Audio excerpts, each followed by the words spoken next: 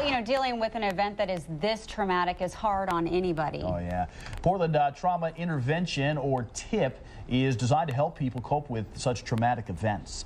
Joining us now is June Vining. She's the executive director of TIP. June, thanks for coming in this morning and spending some time with us. I understand that your volunteers are the ones who would respond to a lot of events or a lot of things that happen, and they responded that night as well? That's correct. Yes, we had over 16 at 3 different locations. Okay. And I know you can't get too specific, but just, you know, what are these situations usually like when you guys are out there? You know, there's really chaos, and as you said, you know, we have citizens who are really trying to make sense of nonsense in the height of what's going on. It's like we just see these things happen on the news, in the movie. It doesn't happen to us.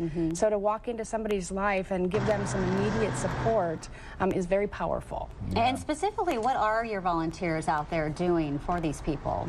We teach volunteers what to say and what not to say when they're dealing with somebody in the immediacy of a crisis. How to walk into somebody's life at the worst day of their life and to be brave enough to just be there with them.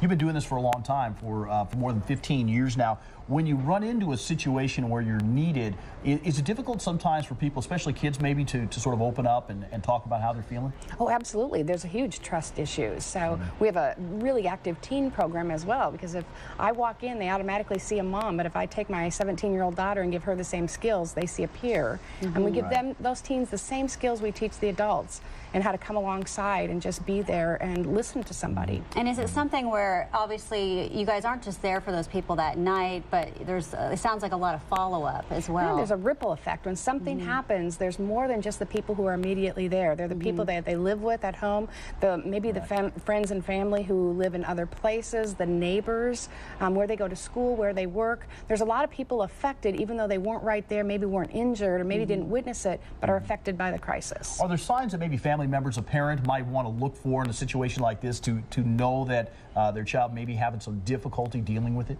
You know, my best advice there is to get them to talk. How do you feel about that? You know, what's going on?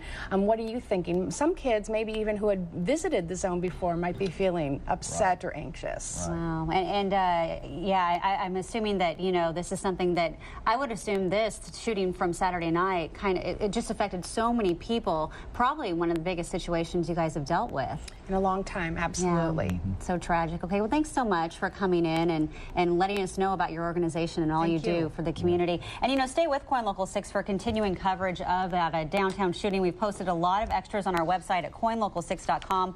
All you have to do is click on the local news tab. Such a sad situation.